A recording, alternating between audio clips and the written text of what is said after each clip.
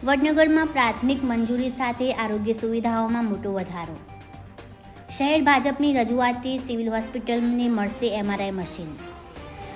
વડનગર શહેરના વિકાસ માટે સતત કાર્યરત રહેલા વડનગર શહેર ભાજપ સંગઠનની મહત્વપૂર્ણ પહેલને આજે વાસ્તવિક સફળતા મળી છે.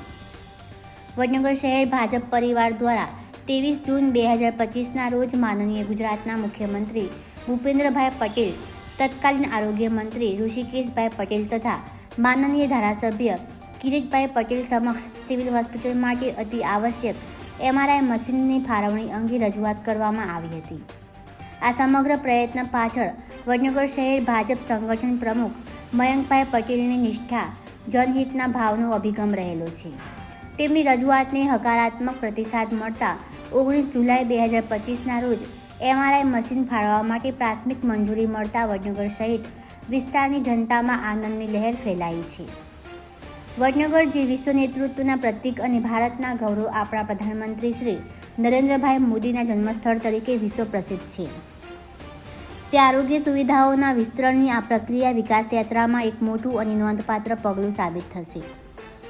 પ્રધાનમંત્રી નરેન્દ્રભાઈ મોદીના જનકલ્યાણ એ સર્વોચ્ચ ધર્મના સંદેશને સાકાર કરતી આ મંજૂરી જનહિતની દિશામાં મજબૂત આગળવટ ગણાઈ રહી છે. સિવિલ હોસ્પિટલમાં MRI સુવિધા ઉપલબ્ધ થતાં વડનગર તેમજ આજુબાજુના સેંકડો ગામોના લોકોને ઝડપી અને ગુણવત્તાયુક્ત નિદાન મળે તે નિશ્ચિત છે. ગંભીર રોગ ચિકિત્સા માટે હવે દૂર શહેરોમાં જવાની જરૂરિયાત ઘટશે અને સ્થાનિક સ્તરે સારી સારવાર મળી રહેશે. વડનગર શહેર ભાજપ સંગઠન તથા સ્થાનિક નેતૃત્વની આ સફળ પહેલને સમાજના અનેક વર્ગો દ્વારા સરાહના મળી રહી છે.